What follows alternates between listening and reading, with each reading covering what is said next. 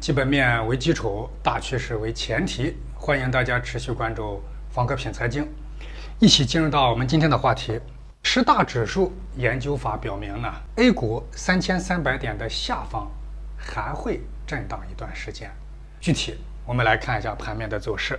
首先，大家得要知道，我们平时在分析盘面的时候，经常用到一个方法，就是十大指数研究法。别人只看上证或者创业板指，而我们教大家用10个指数来综合分析这个市场，你就会知道市场的风向在哪里。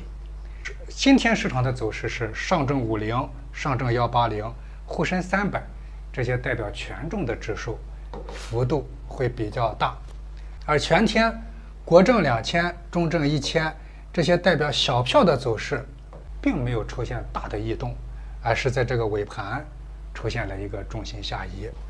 在昨天的时候，我们就给大家讲过了由于市场各大指数的周线级别已经很明显是承压的一个状态，特别像中证1000、国证2000这些已经涨得非常不错了。那么这个上升的空间，我们看到并不大，上不去，要么就是震荡，要么就是得下来。如果你涨得太急，回落的概率就比较大。像最近国证2000跟中证1000的走势都是在加速上涨，并且突破了前面这个3400点这个位置。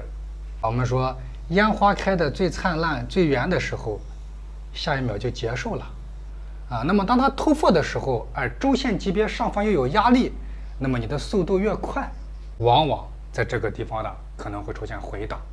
所以我们一直强调，千万不要追高。那么这个下跌呢，是否意味着大的风险又来了呢？其实不然。权重类的指数，你像上证50，它在这一轮反弹的过程当中几近腰斩，存在止跌的可能，所以说大的杀伤力应该不会出现。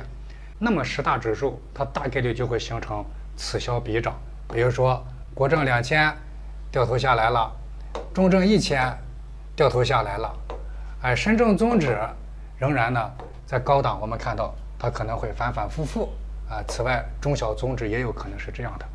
总之，我们在过去的一周度过了一段暖市行情，那在未来的一段时间我们要如履薄冰。那么在这个高档的大的区间周期里面，个股的机会仍然众多。那么如何在当下环境寻找具有一定的区间波动机会的个股？欢迎大家来学习我们通道区间战法，低档、高档，这个形态是一目了然。这就是我们这节课所讲的内容。喜欢的朋友们点赞、关注，也欢迎大家跟着我们学习更多投资知识。